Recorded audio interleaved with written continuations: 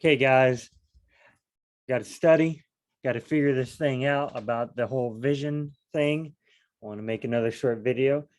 How does God communicate to us in visions and dreams? We need to look at more visions and dreams.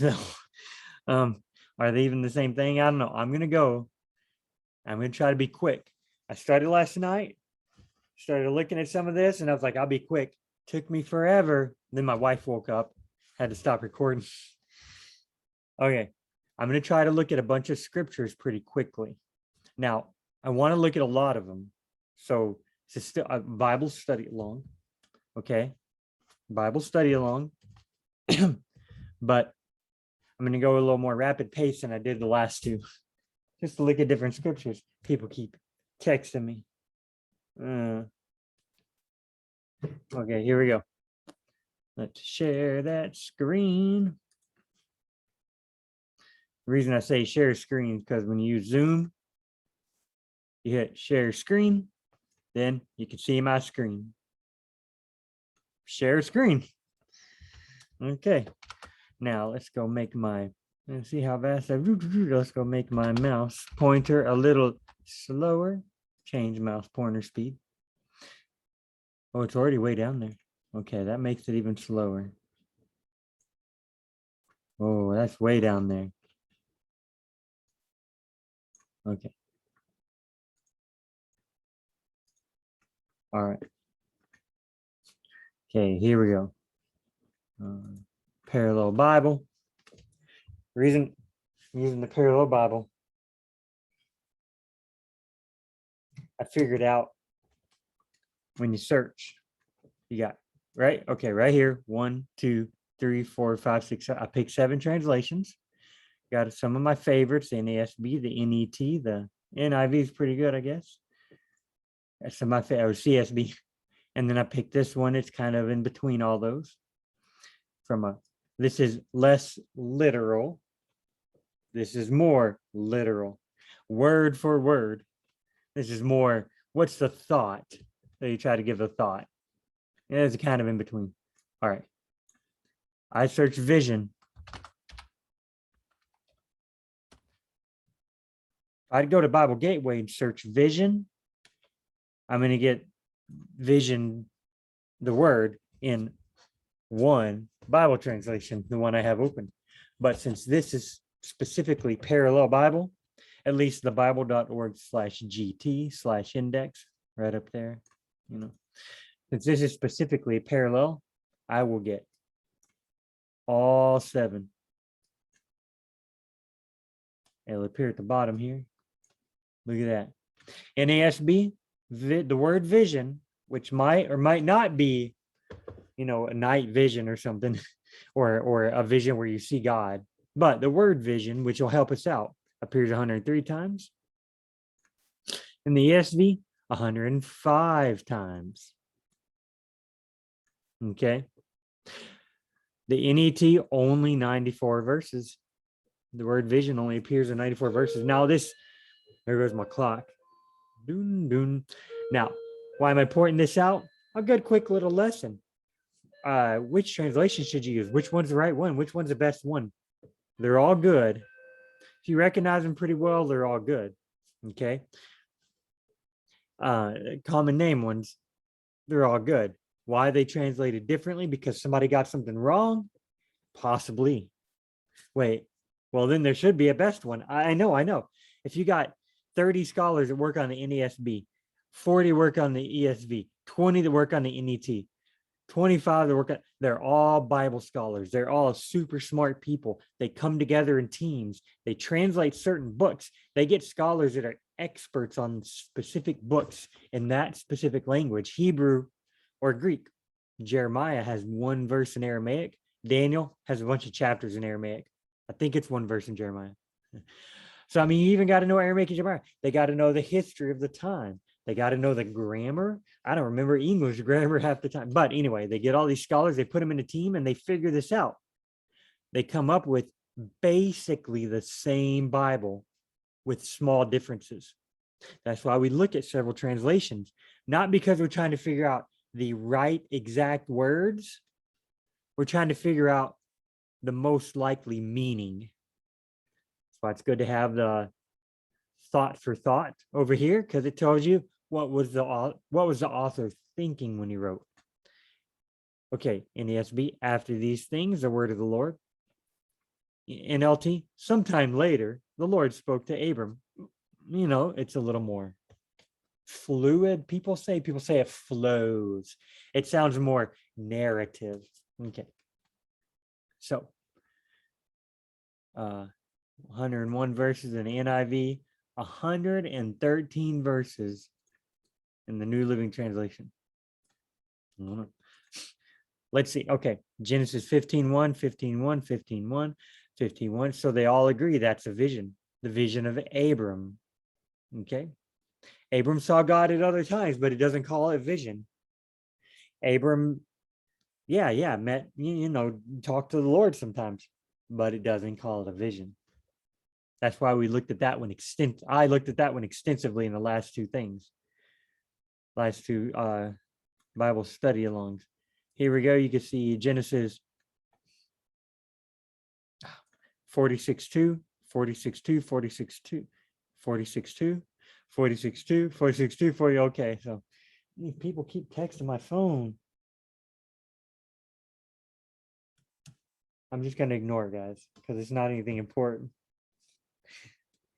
It's my work, but I work at my church. I'm a janitor. And, sometimes they just be texting and I'm like, I don't need to see the text.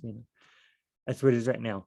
Numbers 12:6, Numbers 12:6, Numbers 12:6, Numbers 12:6, Numbers 12, Genesis 46. We already saw that.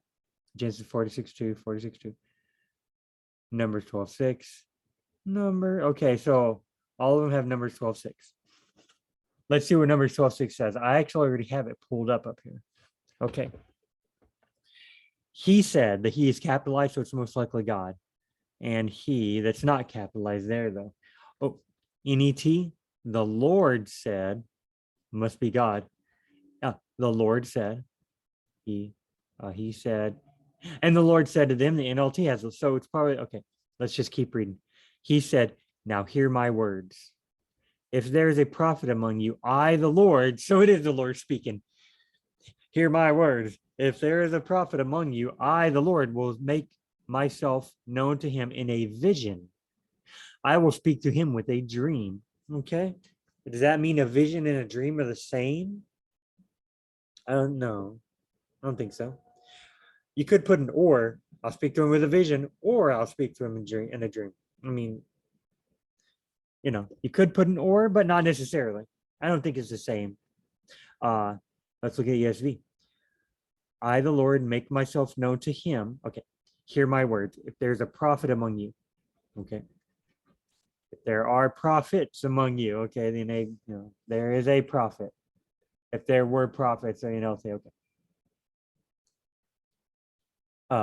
There's a prophet. The Lord, I, the Lord, make myself known to him in a vision. There's a semicolon.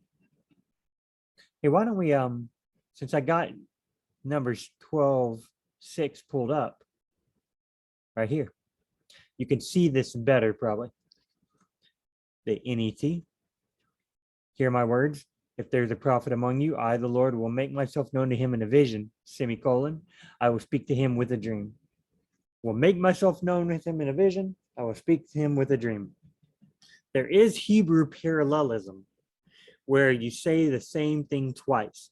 They could be different words. They could sound very different, but the second thing will mean the exact same thing. Right here, maybe dream and vision are the same. Maybe God's speaking parallel. Or maybe he's just trying to say, look, I will speak to them in one way. I will speak to them in another way. So I'm going to speak to them. Okay. I, the Lord, reveal myself to them in visions. I speak to them in dreams. So, hey, I make myself known to him in a vision. I will speak to him with the dream. Make myself known to him. Speak to him with the dream. I reveal myself to him in dreams. In visions, I reveal myself to them. In dreams, I speak to them. So the NABRE, they got it backwards. I kind of turned it around. I will speak to him with a dream. In dreams, I speak to them. Okay. The prophets. Because this one, for some reason, says prophets, plural. I don't know. When there is a prophet among you, I, the Lord, reveal myself to them in a vision. I speak to them in dreams. I make myself known to him in a vision. I speak with him in a dream. So make myself known in a vision, speak to him in a dream. I recall Genesis. Watch this. I bet I could just put GEN right here. GEN 15. Let's see if that brings up Genesis. Genesis 15. The cutting of the covenant, which I talked about in the last two videos. Okay. I recall the Lord came to Abram in a vision saying, I'm going to open up. Let's go back. There's my wait music. It's going. It's going. Okay. What was it? Numbers 12? Numbers 12:6.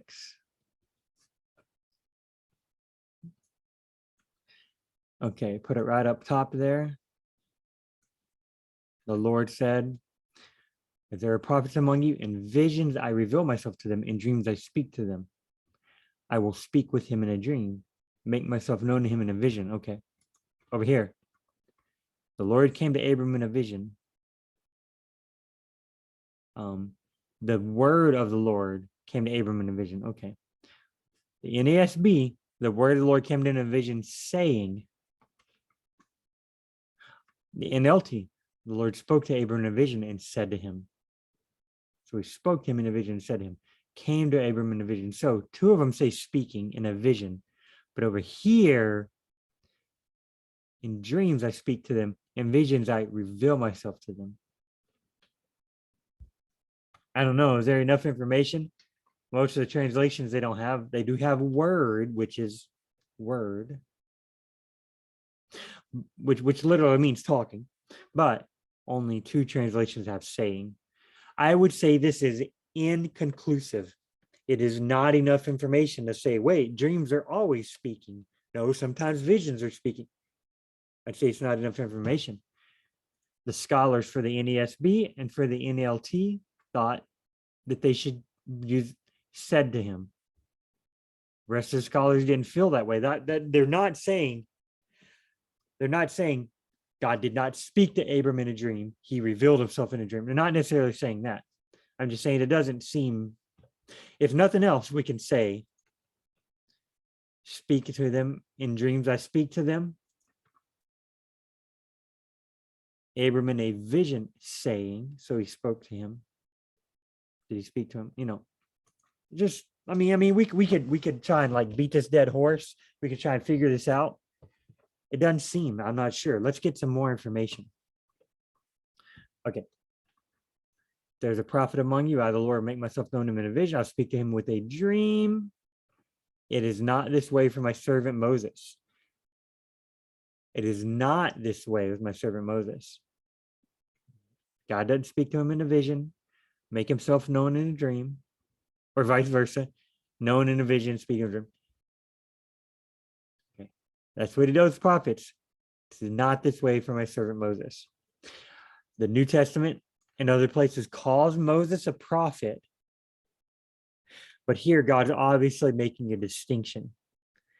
Abram, he's not a prophet, but God does call him a prophet. So he is a prophet. Sometimes people are called prophets. Jesus says, like, the prophet spoke to you, and he mentions Abel. Abel gave some food to God. God talked to Cain. And then God and Cain talked to each other. Abel never said anything. How is he a prophet? You know, some people are like Adam was a prophet, and Jacob's Israel, he was a prophet. Daniel, well, he was a prophet. I guess David was a prophet. David was a psalter man. He wrote Psalms. He was a king of Israel, but some people call him a prophet. Solomon, was he a prophet? He wrote Proverbs. I'm not sure. You know, the Bible calls different people prophets.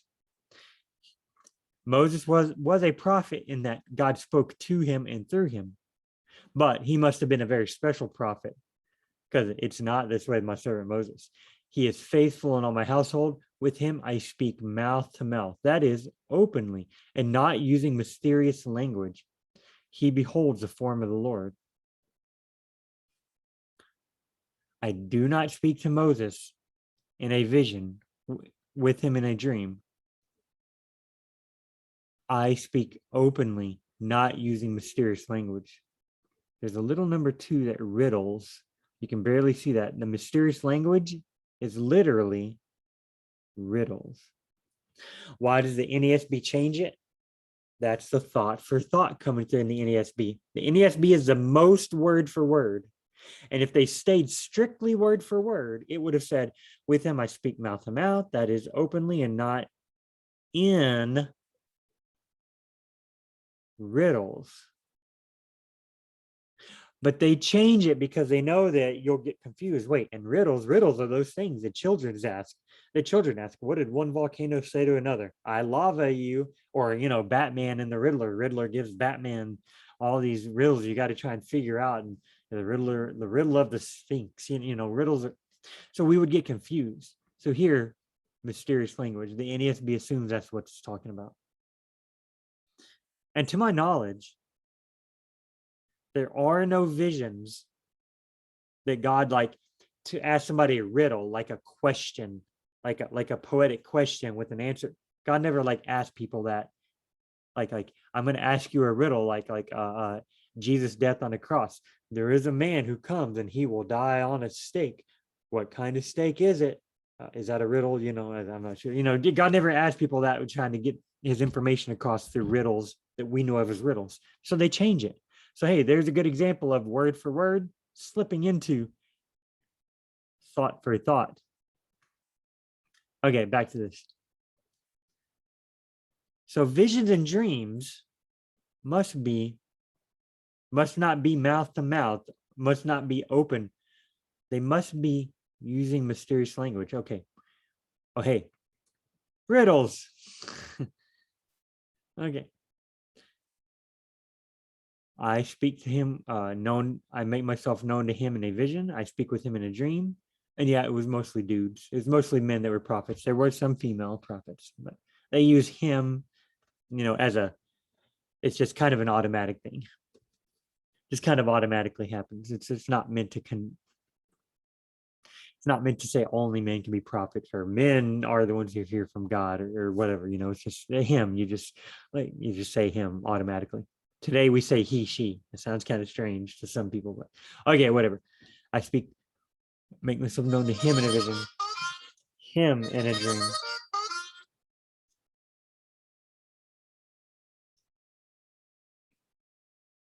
Sorry, guys.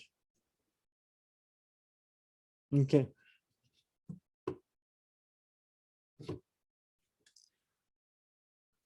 But not so is my servant Moses. I don't speak to Moses in a vision or in a dream. He is faithful. He's faithful in my house. With him I speak mouth to mouth, clearly, not in riddles. He beholds the form of the Lord. Does that mean he actually sees God? I don't think so. No, it can't be. That God's like, Moses like, show me your glory. And God's like, nobody can see me and live, but I'll hide you, and then you can look at my back. Oh, okay, my back, whatever that means. But whenever God does pass before Moses, he doesn't say, here I am, Moses. I'm a man. Look at me. No, he says, the Lord, gracious and forgiving. I'm not going to forgive, if people trespass, they're going to be in trouble, but I am super loving to everyone, slow to anger. So there's a form of the Lord, I guess, Okay. I will reveal myself to him. In visions, I will reveal myself to them. In dreams, I speak to them. Not so with Moses. Okay. Face to face, I speak to him plainly, not in riddles. Okay. Look at that. All these use the word riddles. Clearly. I speak to face clearly and not in riddles. The NASB, that's kind of strange that they change it, All the other versions kept it, but the NASB, the super word for word, they keep the word riddle. They change the word from riddles to mysterious language. Whereas The super thought for thought, the New Living Translation. Riddles. I don't know. So there must be a difference in how God talks to Moses and a vision/dream. Okay. Moses went up on the mountain and God's like, hey, I'm going to write this and inscribe this. At one point, God was like, Moses, go down to the people. They have turned against me. So it's not a vision or a dream. It's actually God talking to him, like face to face. Moses comes out of a tent and his face is shining because he's like been talking to God and the glory is going on his face, you know.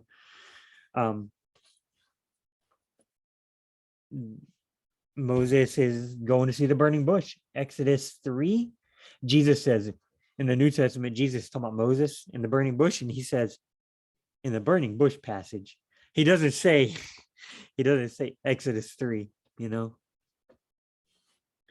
It's kind of funny, you know, they didn't have names of books back then. They didn't have chapters and verses. So he didn't say in Exodus chapter 3, no, he said in the burning bush passage, you know. So if Jesus can refer to it that way, so can we.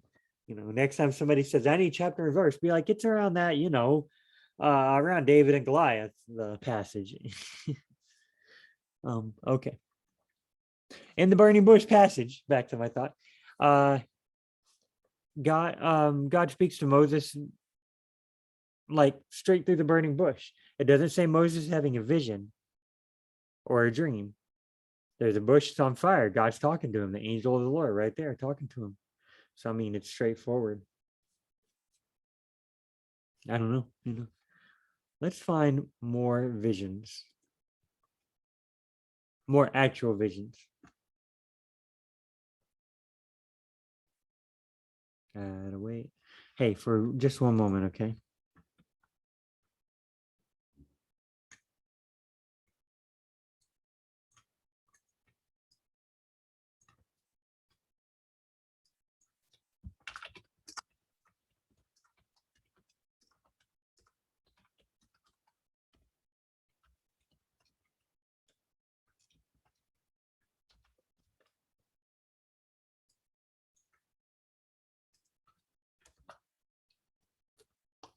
Okay, here we go.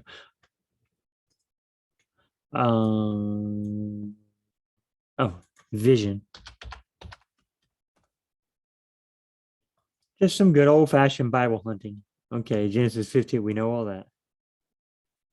Genesis 46:2 was, we looked at that one.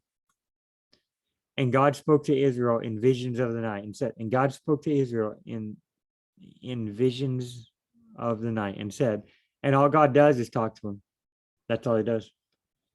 He doesn't tell him to get up and go do a bunch of stuff. He doesn't take him somewhere. It just says God spoke to him in the visions of the night. Jacob/Israel. He got somewhere. He started offering sacrifices. God spoke to him in visions of the night. We looked at that one. I looked at that one in the last video. Okay. Let's go past Numbers. Hey, number 24. Okay. Numbers 12:6, Numbers 24:4, and 24:16. And then 1 Samuel. Okay. Let's go to Numbers 24:4. Okay. Let's get some context. Balaam's third oracle. Okay. Balaam prophesies yet again.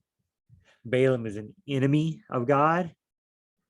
The enemy army goes and is like, hey, Balaam, come and curse the Israelites. We need to beat them. I need you to come curse them. So Balaam is going to come and put some kind of curse, some kind of witchcraft or something, I guess. He thinks he's gonna use God. God actually meets with Balaam. God, the real God. God says, hey, Balaam, go with those people, but only do what I tell you to do. So Balaam's going, planning on Balaam's going, thinking he's going to curse the Israelite army. The king hires Balaam to come and curse the Israelite army. God meets Balaam and says, hey, go with the king, but only say what I say. Is God going to curse the Israelite army? No. At least not in front of other people. God's trying to remain glorious. There are times when God says, because you sinned, Israel, I had to punish you and send you into exile. Now my name looks bad. So I'm going to save you from exile to make my name look good. So this is one of those cases. That's my reading of the situation. You know, God could let Balaam say something bad about the Israelites, but he wants Israel to look good. He's like, hey, I'm awesome and I got this great nation. You know, that's my guess. So anyway, so Balaam, he's going to curse him. Okay. Balaam, however, perceiving that the Lord was pleased to bless Israel, did not go aside as before, because look, Balaam's third oracle. Yes, Balaam like prophesied 2 or 3 times. I guess 3 at least. Prophesied 3. Okay. He did not go aside before to seek omens. Is that a new word? Oh, geez. Let's see. Oops.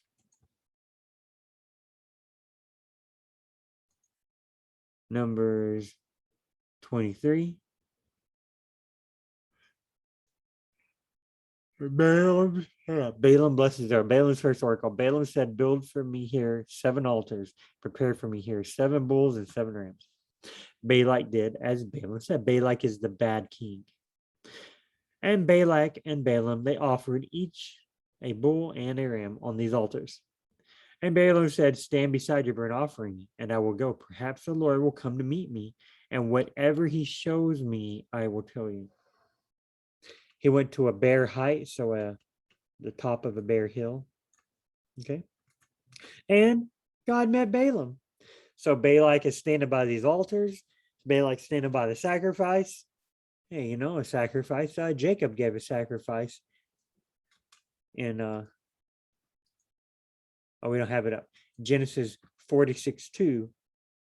Jacob gave sacrifices, and God met him in night visions. So here we go. He's giving a sacrifice. Abram in Genesis 15, he gives a sacrifice. He brings animals, he cuts them in half. They do a covenant cut. So it wasn't necessarily a sacrifice, but did involve killing animals, I guess. Okay. Then God met Balaam, who said to him, and Balaam said to him, I have arranged the 7 altars, and I have altered on each altar a bull and a ram. So now Balaam is just talking to God. And the Lord put a word in Balaam's mouth and said, return to Balak, the bad king, and thus you shall speak. So Balaam's just up there talking with God. It doesn't call it a vision, doesn't call it a dream. And Balaam returned to Balak, and behold, he and all the princes of Moab, and behold, Balak, I bet. So Balak and all the princes of Moab were standing beside Balak's burnt offering. So now he got all the princes there. Maybe they were there before, but now he's got a bunch of them there. Now it's Balaam's going to say something. Okay. Balaam's going to tell the Balak, and now all these princes have showed up. Okay, they're standing by the altar of the burnt offering. And Balaam took up his discourse and said, from Aram, Balak has brought me, the king of Moab from the eastern mountains. Come, curse Jacob for me, and come, denounce Israel. From Aram, Balak brought me. Me is Balaam. I've been brought by Balak. The king of Moab from the eastern mountains brought me here. The king of Moab, Aram, the eastern mountain. The king of Moab has brought me here. Balak, king of Moab, you brought me here. Come. Balak says, curse Jacob for me and come denounce Israel for me. Come on, Balaam. Come curse Israel. Okay. Close parentheses. What does Balaam say? How can I curse him? God is not cursed. How can I denounce him? The Lord is not denounced. From the top of the crags, I see him. Remember, he was up there on a bare hill. From the hills, I behold him. Behold, a people dwelling alone and not counting itself among the nations. Oh. The people dwelling alone is Israel. So, hey. And Balak said to Balaam, what have you done to me? I took you to curse my enemies, and behold, you have done nothing but bless them. And Balaam answered Balak, must I not take care to speak what the Lord puts in my mouth? Okay, So there you go. He blessed them instead of cursed them. Yes, I skipped a bunch of stuff, but there's no vision. Okay. Balaam's second oracle. Balak was said to him, please come with me to another place from which you may see the Israelites. You shall see only a fraction of the Israelites and shall not see all of them. Curse them from me. Okay.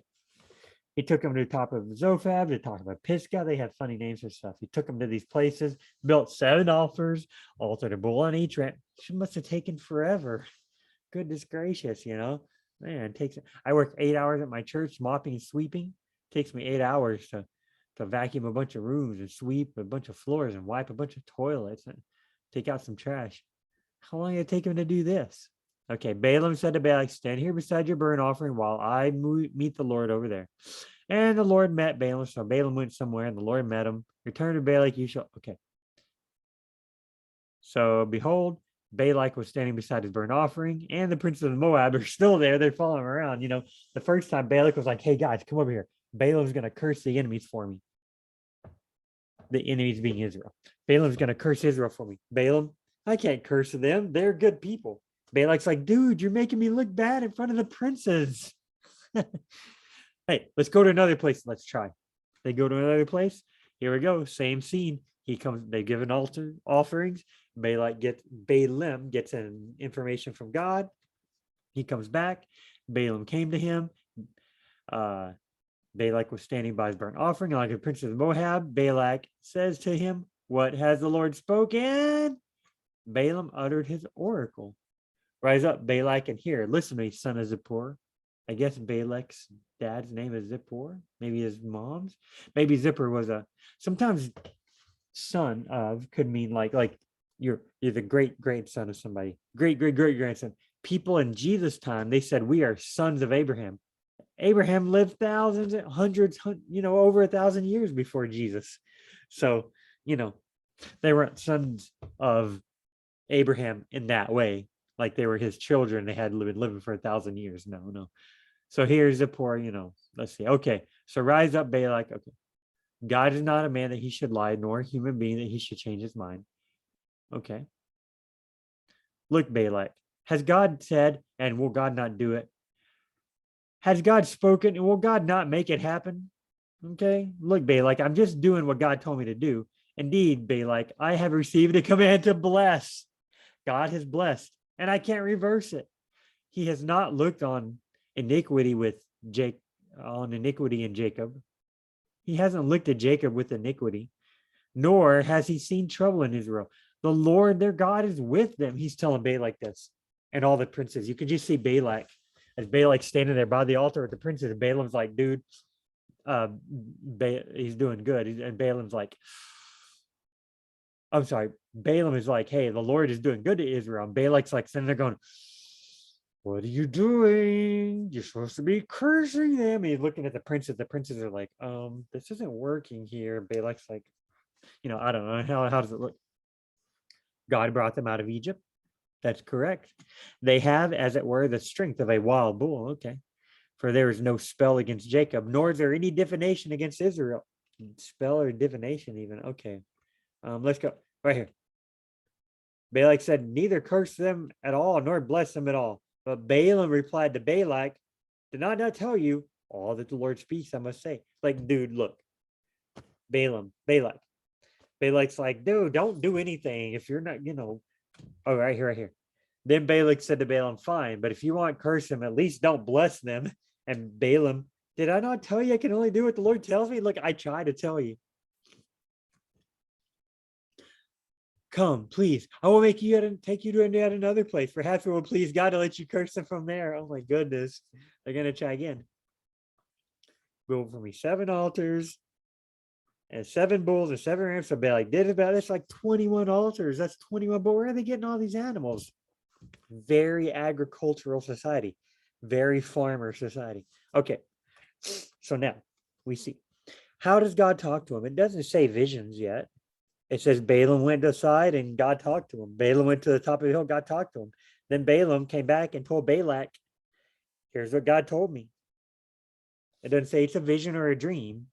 So, but he did have to go away. So he was in a lonely place. He was at the top of a bare hill. He even says, from crags and a rock, I could see Israel, So, okay.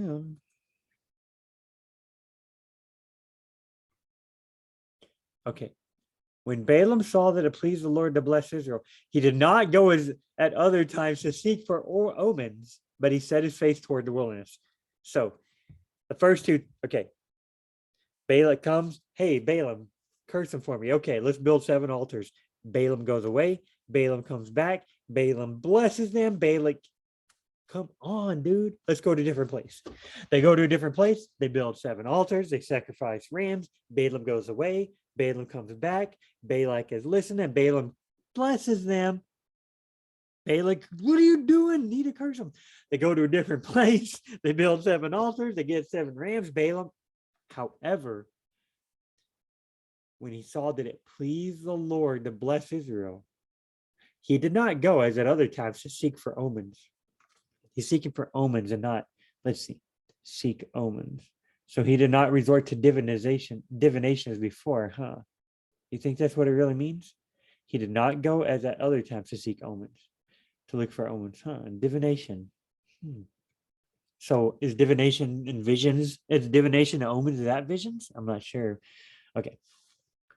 When Balaam lifted up his eyes, he saw Israel camped. Because remember, they're really high on the top of a hill, and they're looking out at them. Because you need to be able to see the people are going to curse. I guess I don't know. That's what the way they thought about it. Everything was super visual to them. So he's looking out over Israel. You got mountains and hills and rocks. And he's standing way up at the top, and he's looking down in a valley. Probably he can see all the Israelite army camped. Tribe by tribe, or all of Israel camped. And the Spirit of God came upon Balaam. Balaam didn't go away this time. He's right in front of Balak and the princes. They're right there. Then he uttered this oracle. Where did the word vision go? Oh, I see it down here. Okay. The oracle of Balaam, son of Beor. The oracle of the man whose eyes are open. The oracle of the one who hears the words of God. He's like, hey, I'm the one who does this. I'm the one this is the oracle of me who hears God. I'm the son of Beor. The oracle of my eyes are open. I hear words of God. I see a vision from the Almighty. So hearing the words of God, seeing a vision of the Almighty. Although falling flat on the ground with open eyes. Who falls prostrated and whose eyes are open. So he's bowing before the Lord. Who falls into a trance. Whenever there are different things, like disagreements, like right here, a more thought for thought. This is a more thought for thought. Okay. I actually think the CSB is more word for word, but we'll have to look at that. Okay. The NLT, thought for thought, who bows down with his eyes wide open. The CSB, which I think is a little more word for word, who falls into a trance with his eyes uncovered. So that's different. That means the scholars they're in disagreement as to what that means. We're not sure. But all the other versions, who falls prostrate, whose eyes are open. In rapture and in unveiled eyes, nobody knows what this means. Man, okay. The oracle, or this is a declaration, the oracle, the prophecy. Over here, the message of the one who hears the words of God, who hears the sayings of God, the words, who hears what God says, okay? Who sees a vision from the Almighty, of one who sees what the Almighty sees. They just change it. He's seeing it. So he's seeing a vision. Earlier, Abram, God said that the word of the Lord came to Abram saying, in a vision, saying, and then right here, I speak to him plainly, not in riddles. I reveal in visions, I reveal myself to them. In dreams, I speak to them. Back here, you got kind of a mixed bag, Abram is being spoken to, but he's seeing a vision. Right here, we're not sure. Like, is he seeing a vision? Is he hearing something?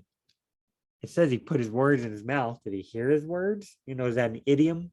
I mean, literally, God didn't literally take his words out. Here are my words. I'm holding them in my hand. Now I'm going to insert them into your mouth. Okay.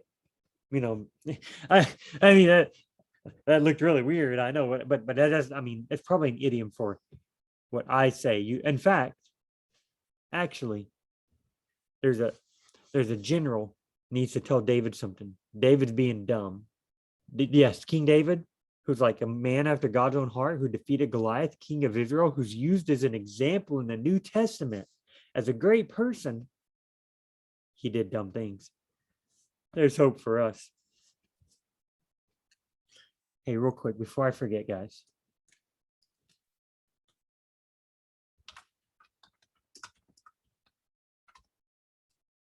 Okay.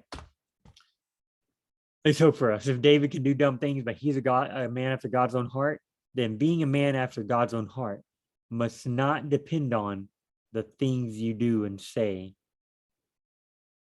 Isn't that strange? Okay. Being used as an example for faith. Romans chapter 4. God's like, what about, okay, we are justified by faith. In chapter 3, we're justified by faith. You don't have to do works law. We're justified by faith. And then in chapter 4, Paul says, what about Abraham, our forefather? Was he justified by faith? Yes. And then he says, David speaks of the faith. How blessed God it is that God forgives sins.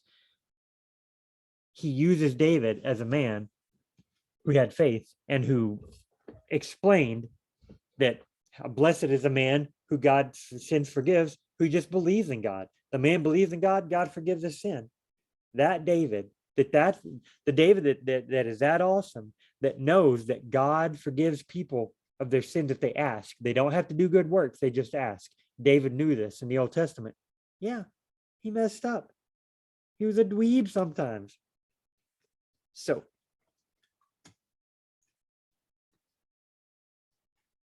sorry I have to keep,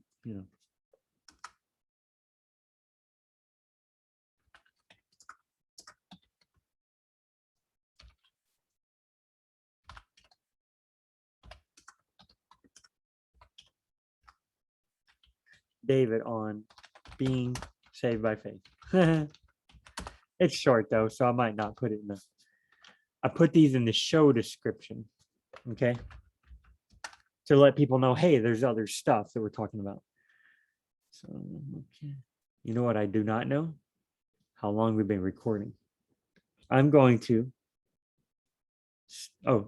right here. Y'all can't see this, but I can see it. It's hidden on the screen, but I can see it. 43 minutes. Okay, good.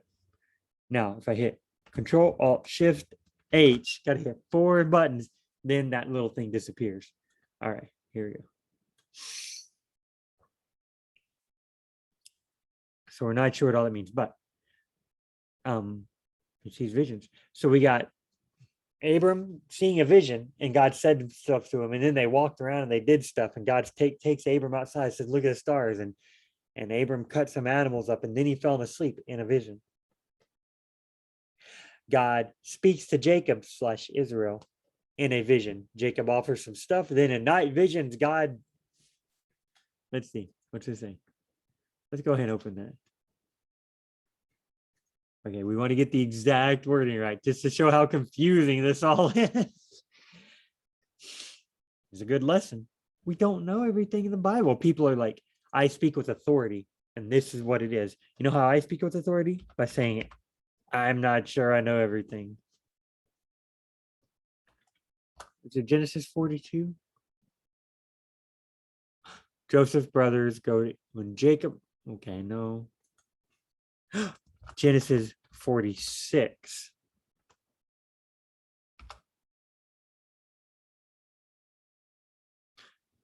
Joseph brings his family to Egypt. So Israel / Jacob took his journey with all that he had and came to Beersheba and offered sacrifices to the God of his father Isaac, Abraham, Isaac, Jacob.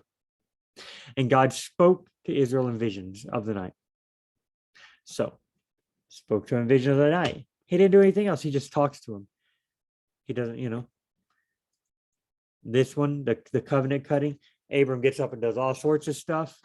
And this one, he just speaks to him. Over here, God says, I speak to him face to face and not in riddles. So God can speak in riddles, which are visions and dreams, or he can speak face to face.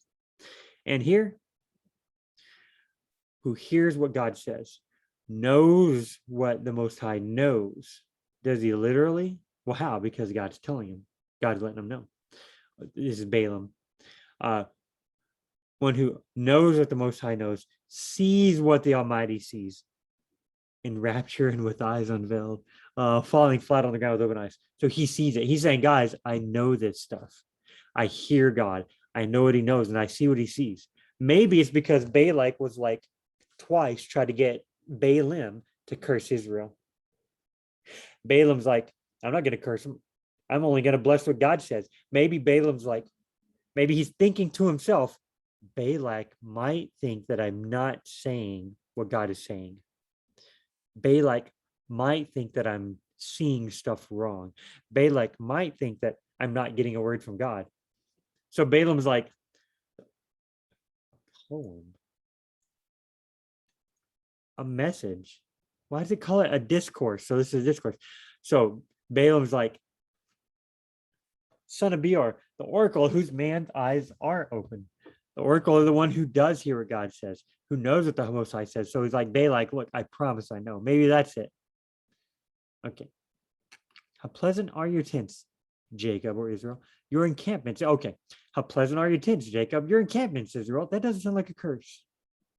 Like palm trees spread out, like gardens beside a river. Palm trees are good for food, and they're always by a water source. Like aloes, the Lord planted, like cedars beside water. Those are all good things. Water will drip from the Israelites' buckets. The Israelites' seed will have plentiful water.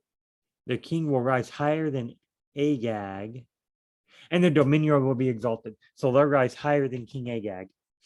And their dominion, the Israelites' dominion, they'll be exalted. They will have the like. Oh, let's see. Let's go to the. Okay. Let's stay here.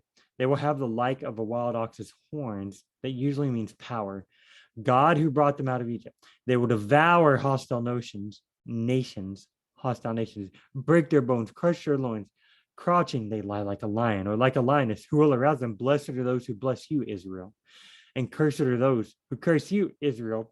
Because, hey, God said, Abram, I will bless those who bless you, and I will curse those who curse you. He repeated that to Isaac. He repeated that to Jacob. So now Balaam's saying, blessed are those who bless you, cursed are those who curse you. He's repeating. So we can see, okay.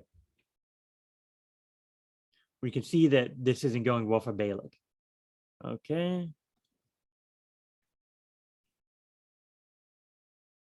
We were looking for the word vision.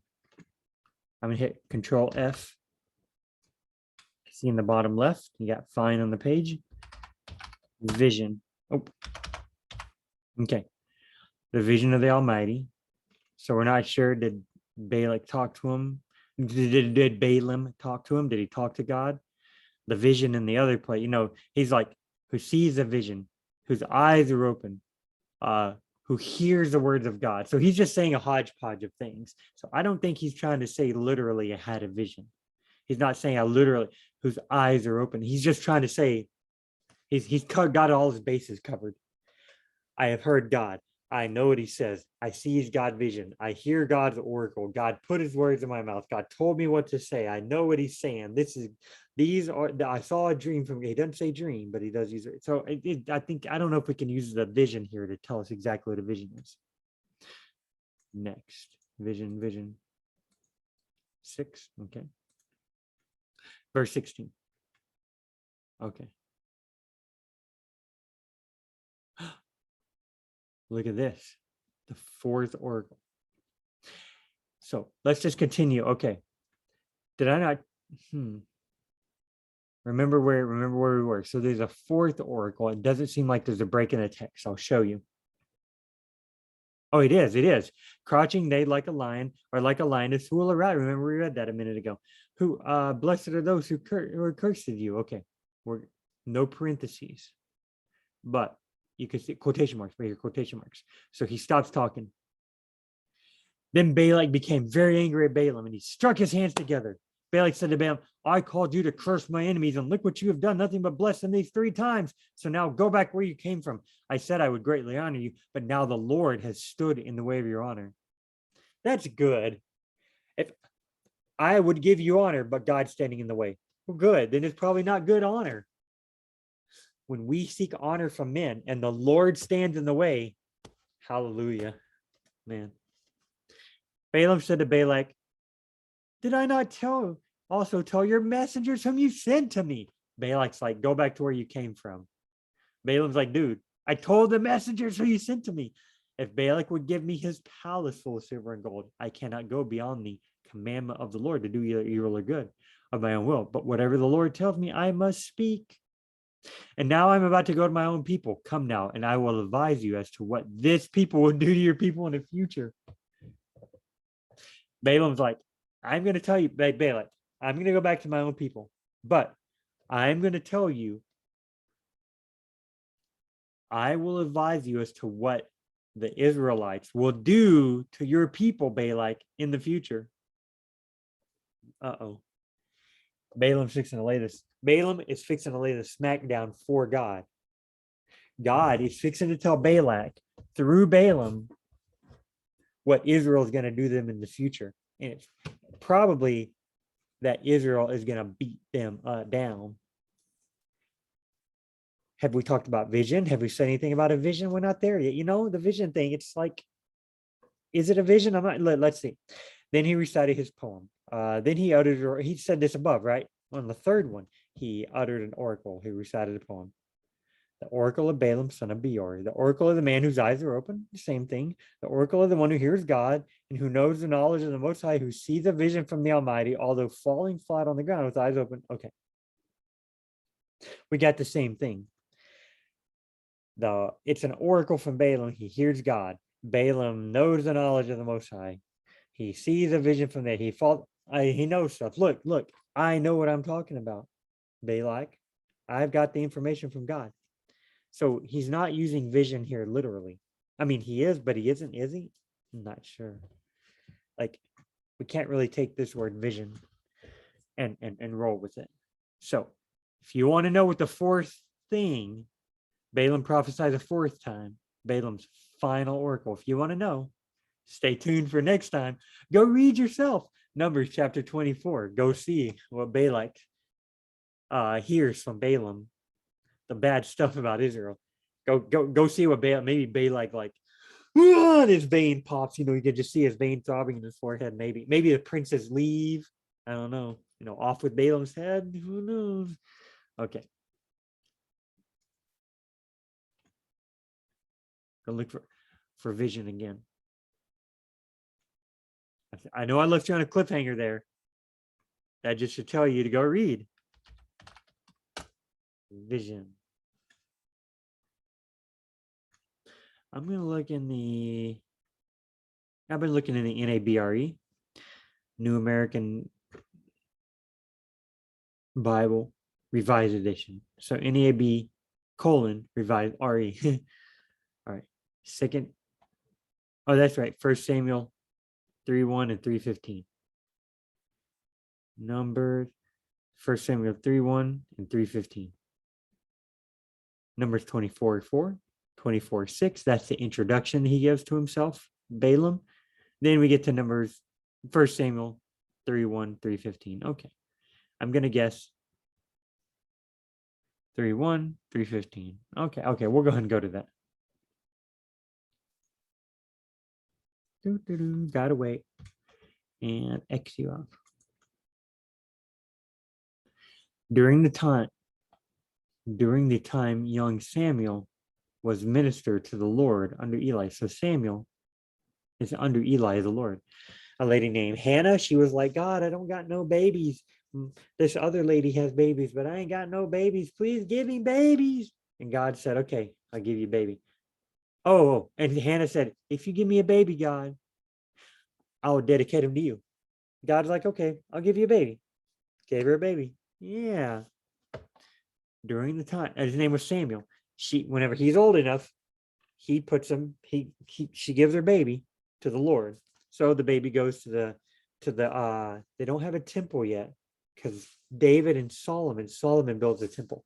The tabernacle they made the tabernacle in the wilderness. They defeated all the Canaanites, the Hittites, the Girgashites, the Amorites, the Zipporites, all these, all those sites. Now they live in the land. Okay. So they're in the land. Samuel's a prophet. He's the last judge, but right now he's just a kid. Hannah said, give me a baby. She had a baby. She named it Samuel because I think Samuel means God provides. E-L is God. We know that much. E-L is God. Samuel, I think it means God provides because God provided a child. Okay. Now, here's Samuel. He's at the tabernacle probably doing priestly duty, I bet. So during the time young Samuel was minister to the Lord under Eli, the word of the Lord was scarce and vision infrequent. Yeah. Word from the Lord was rare in those days. Revelatory visions were infrequent, were not frequent. Okay. The word of the Lord was rare in those days. There was no frequent vision. So Moses dies, you got Joshua. Joshua conquers Canaan, conquers the promised land. He beats all them Hittites and Girgashites, Amorites. Joshua dies. You got judges. You got judges like Gideon, the guy who's like, he put a fleece on the ground, if you've ever heard of that story. Samson, the guy who beat up everybody. There's a lot of judges. There's a judge named, I'm suddenly blanking on the judges. There's Deborah. There's Ehud, he's a judge. The Jephthah is a judge. There's some other lesser known judges. They're skipping, but there's a lot of judges. Samuel, he's going to be the last judge. So during the time when Samuel was ministering to the Lord, because Hannah said, I promise God, you give me a baby, I'll give it to you. Gives him to Eli. Eli says, I'm a priest, I'll take him in. Now, when he's ministered to the Lord, the word of the Lord was scarce. So after the days of judges, Joshua was dead. All the judges are dead. Eli's a priest in the tabernacle. But the word of the Lord was vision was infrequent. It makes it sound like there were frequent visions before that. Could have been. Well, otherwise it wouldn't be infrequent. I wonder what that means, frequent and infrequent. Abram, who God talked to a lot in visions, got talked to like 4 times in his whole life. He was one of the most important dudes 4 or 5 times in his whole life. That's it. What would infrequent have to be? Once for Abram? And he was one of the most important guys, period. I mean, infrequent would be one time. I mean, if Abram, one of the most important people in God's plan, was only spoken to like 5 times or so, then infrequent, frequent must have been like one person every once in a while was spoken to by God. Jacob, he was spoken to 4 or 5 times by God. It's not very often. Joshua, I think he's spoken to once or twice. Moses is spoken to a lot. I mean, we notice that he didn't just get visions and stuff from God. He talked to him all the time. But here, vision was infrequent. There must have not been many good men of the Lord around. Maybe that's it. And that's true during the time of the judges. During the time of the judges, the Israelites were good. Then they started worshiping idols and doing stupid things. God sends a foreign army to kick their butts. They go, God, we're sorry. God sends a judge to save them. Then the Israelites start doing bad. They start breaking the law. God sends an army to kick their butts. Please, Lord, we're sorry. God sends a judge. The judge saves them. Then they go down. Please, Lord, we're sorry. They get a judge. Then they go down, up and down, up and down. That's just the way it was. So maybe it's infrequent because there's no good person of God. But here, Samuel, visions were scarce. Okay. Now, there was another place in this chapter. It was 15. I wanted to get through more. Remember that? Remember I said that? And then I go through the whole thing of Balak and Balaam.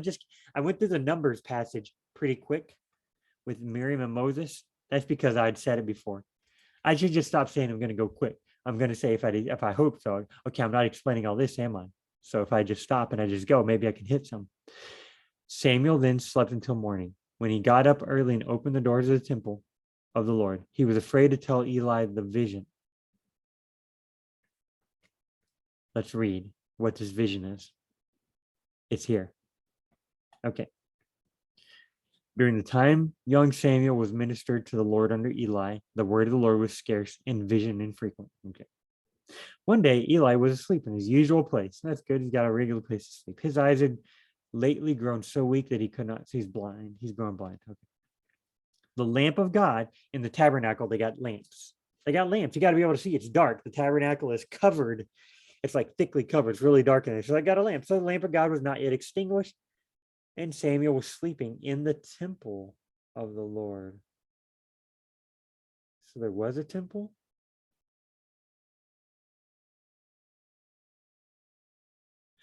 I'm going to call. That'll be, hey, look at this.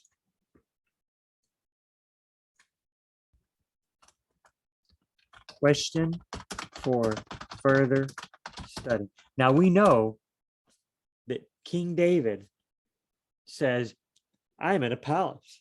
And, the ark is sitting in a tent. He's like, I know what I'll do. I'll build a temple. And Nathan the prophet is like, go for it, David. Then God spoke to Nathan the prophet at night. God's like, hey, Nathan, go tell David, you're not going to build a temple for me. You've shed too much blood, because David was a man of war. And he shed innocent blood. Your son Solomon, he will build a temple for me. He will build the temple for me. But here, the temple of the Lord. Maybe I'll call Steve Gregg later today from the Narrow Path. He got a radio show. 844-484-5737. Maybe I'll call Steve Gregg and then I can listen to the show enough. And I'll ask him about this. He's the smartest Bible guy ever. It's just about, there's everything Bible.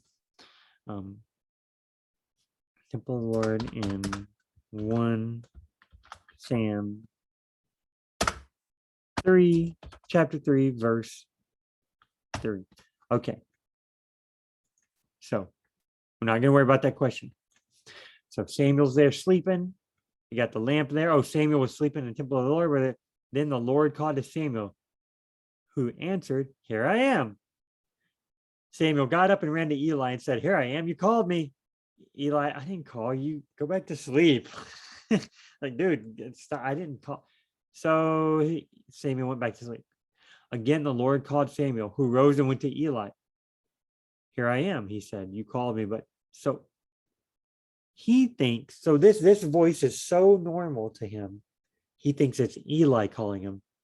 Does that mean the voice sounds like Eli? I guess so, possibly. We know for one thing for a fact, it sounds like a human voice, roughly like Eli's. A lot of people are like, I heard God. I didn't hear him, but I could hear him. Well, I could hear him inside. Like it wasn't an audible voice, but God told me, not audible. Here, God's audibly telling Samuel something. Or it's so real that Samuel thinks it's an audible voice. That could be it too. The other day I was dreaming and suddenly I heard BJ and I woke up. It sounded just like a guy that I work with. But I knew it was a dream. It was just a dream, So maybe that's what, maybe that's what he's hearing. Hear my clock over there? Yeah, my clock. My little fake grandfather clock. It's got a battery. When the battery goes out, it starts going. It's kind of funny. My wife's like, we need to change that. I'm like, but I like listening. It's so funny that way. Okay, anyway. Immaturity level. Let's set a little higher. Okay. Back to Samuel. Again, the Lord called to Samuel. Again, Samuel rose and went to Eli. Here I am, you call me. But again, Eli's like, I did not call you. Go back to sleep. Samuel did not yet recognize the Lord, since the word of the Lord had not yet been revealed. We think of the word of the Lord as being the Bible. We think of the word of the Lord as being the Bible. But here, it must mean something different. The word of the Lord was scarce. And the word from the Lord was rare in those days. So Samuel had not had, Since the word of the Lord is scarce, Samuel had yet to get a word. Where is it at? We'll go to NASB. Now Samuel did not yet know the Lord, nor had the word of the Lord yet been revealed to him. Okay.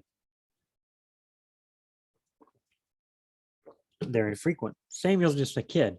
So the Lord called to Samuel again for a third time. He got up and went to Eli. Here I am, for you called. Then Eli realized that the Lord was calling the boy. Eli found it. Ding, it dawns on him. Eli said, we'll stay with the NASB. Right here, verse 9, Eli said, go lay down, and it shall be if he calls you, that you shall say, speak, my Lord, for your servant is listening. So Samuel went and lay down in his place. Then the Lord came and stood. Oh, the Lord came and stood. So now the Lord is there. And called at other times, Samuel, Samuel. And Samuel said, speak, for your servant is listening. Then the Lord said to Samuel, behold, I'm going. So the Lord's standing there. It doesn't say Samuel saw him. Let's see. And the Lord came and stood.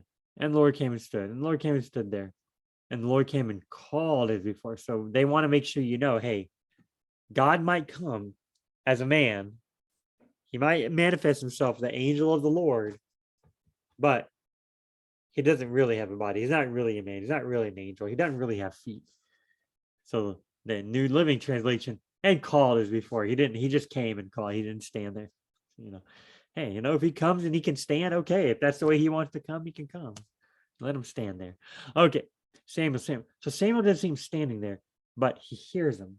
It doesn't say Samuel opened his eyes and saw him. It doesn't tell us he didn't see him, but it does tell us that he heard him. I'm going to do a great thing. Both the ears and everyone about it will ring. Everyone who hears it will tingle. So let's see if this vision is like, because down here, Samuel, then he opened, and Samuel was afraid to tell the vision to Eli. I'm guessing the vision that we're talking about right now, where Samuel's like, hey, Samuel. God says, hey, Samuel. So let's see if the vision is more like the one in Genesis 15, where Abram gets up and does all sorts of stuff. He's walking outside, he's getting animals, cutting them, then he falls asleep in the vision. Or if it's more like Genesis 46, where it says he sacrificed, then in visions of the night, God came to Jacob. Which vision is it more like? God just talking to him, or God actually doing a bunch of stuff with him? We know it's not in riddle. No, we know it's not face to face because God only speaks to Moses that way. But this is after Moses. I guess God can speak to other people that way if he wants. So then the Lord said, behold, I'm about to do NASB. Behold, I am going to do a thing in Israel, and both ears of everyone who hears about it will ring. On that day, I will carry out against Eli everything that I have spoken in regard to his house from beginning to end. So he's going to carry out stuff about Eli, everything he's spoken from beginning to end in that day, that day. For I have told him that I'm going to judge his house forever for the wrongdoing that he knew, because his sons were bringing a curse on themselves and he did not rebuke them. Yikes. Therefore, I have sworn to the house of Eli that the wrongdoing of Eli's house shall never be atoned for by sacrifice or offering. Yikes. God's mad. Eli must have done, Eli was like, hey, I'm following you, Lord, but whatever he did, it must not have actually, So Samuel lay down until morning. Then he opened the doors of the house of the Lord, but Samuel was afraid to tell the vision to Eli. All God did was talk to him in this vision. That's all. It was at night. It was dark. The lamp hadn't went out yet, so it doesn't say it's completely dark. Maybe the lamp wasn't in the same room with him. He was in the temple. I don't know. Whatever the temple is at this time. He was there, but it was just the word. He just spoke to him. We know there's a lamp that hasn't gone out. We know he's standing there, but it doesn't tell us if Samuel saw him or not, Just listen. Okay, let's see if we can shed some further light on this. Further light, because the lamp hasn't went out yet. Yeah, stupid me. Okay, stupid pun. Then Eli called, Samuel, my son, here I am. What is it that the word has spoke to you? Please do not hide it from me. May God do the same to you, and more so, if you had a single word for me, all the words that he has spoken to you. So Samuel told him everything, hid nothing from him. And Eli said, he is the Lord. Let him do what seems good to him.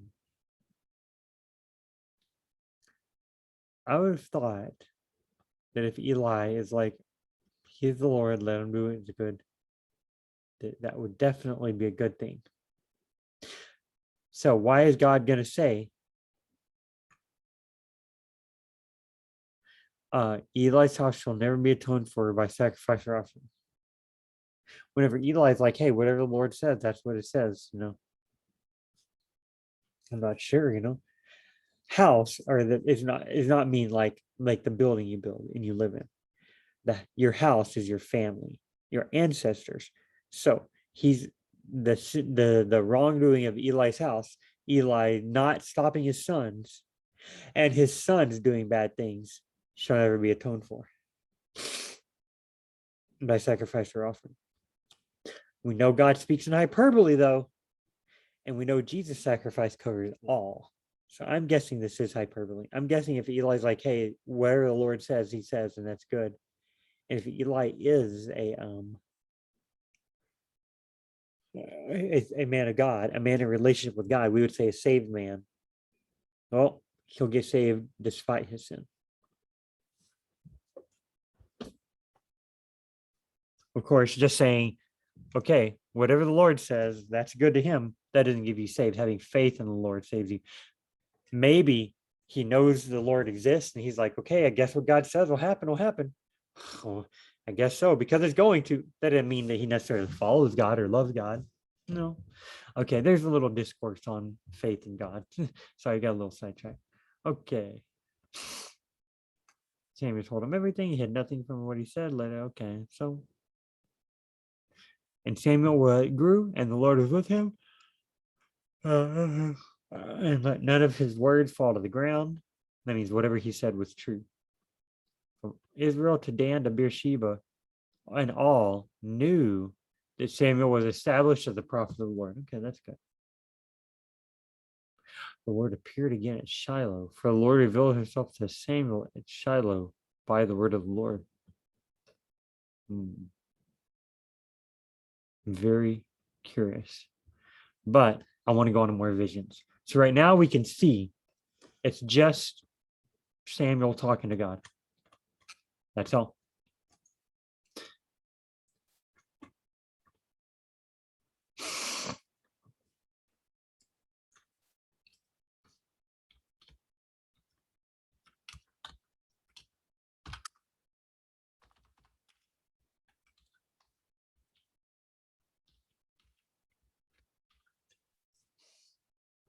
Okay.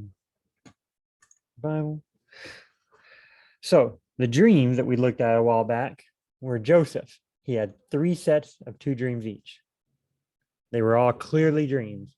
It says he saw them in a dream and he woke up from the cupbearer and the baker. They had dreams and they told Joseph, here's a dream I had last night. Pharaoh had a dream. He woke up, yikes. He goes back to sleep, has another dream. So, I mean, he clearly wasn't there. They were asleep with dreams, but visions, I'm not sure. Oh, Samuel is hearing his name. Samuel, Samuel. Then he gets up and he runs to Eli. Then he goes and lays back down. Is he falling asleep every time? I'm not sure. It seems like I'm going to search for, yeah. So maybe a vision does mean you're not necessarily asleep. I'm going to search one more time for vision, and then I'm going to search for dream real quick. Okay. New American Bible, Revised Edition. 2 Samuel. Okay. Of course, with all these words, this whole vision, Nathan spoke to David. I just talked about David and Nathan talking to each other. Let's see.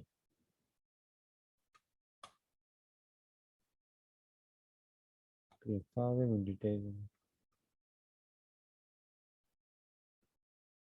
with you. So now say to my servant David, God's covenant with David. Wherever I moved all the Israelites, I did not say any who I appointed care for David, who ever have to me.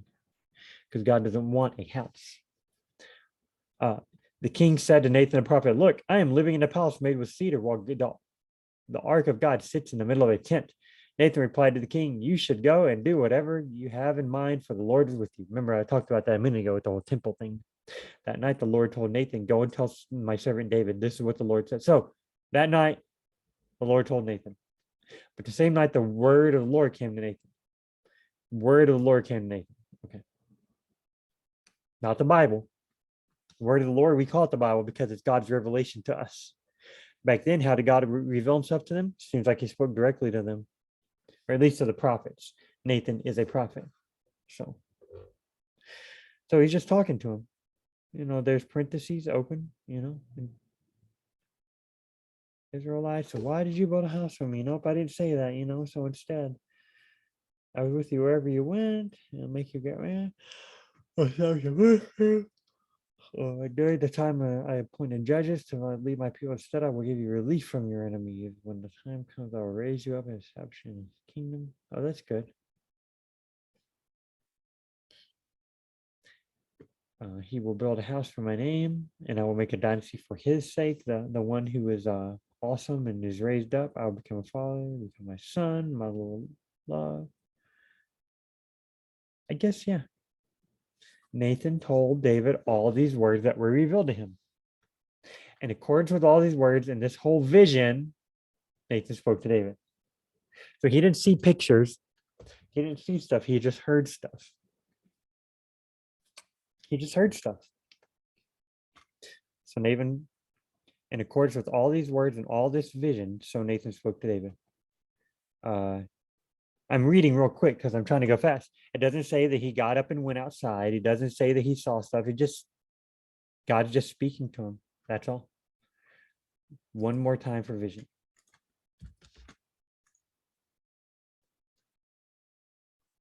One more vision.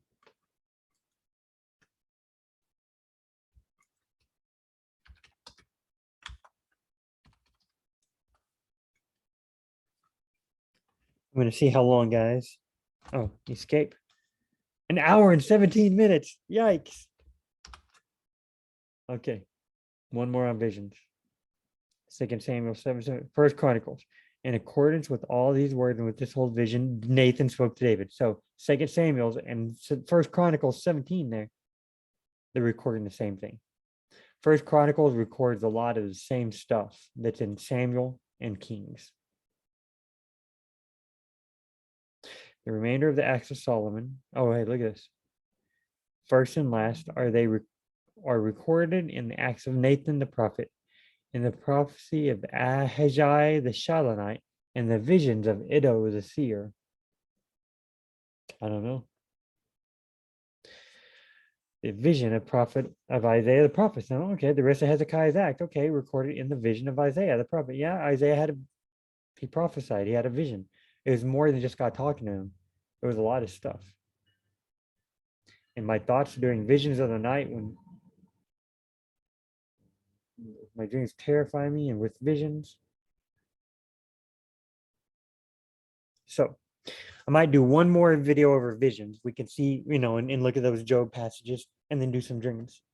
But we can see it seems as though visions, it seems as though visions is whenever God speaks to you, and that's it. Now, Abram had a vision, and God spoke to him. Whoa, there. The Legend of Zelda there. God spoke to Abraham, but he brought Abraham outside. He did a bunch of stuff with Abraham. Abram at the time, his name was not changed to Abraham yet. Genesis 15, he was still Abram. Brings him outside. They do that cutting thing. In the vision, he falls asleep, and the Lord speaks to him more. So it seems like a vision is God literally speaking to you. What we know of dreams, from Joseph's dreams, 2 dreams, the cupbearer and the baker's dreams, and the Pharaoh's 2 dreams. That's 6, 1, 2, 3, 4, 5, 6. Is he's seeing pictures. God's not speaking to them. They're seeing a picture. That's a dream. So I have one more video, a study along, where I look at those things about visions and Job, and then we'll look at dreams, and hopefully I'll feel confident to do a dreams and vision video. Till then, sayonara, guys.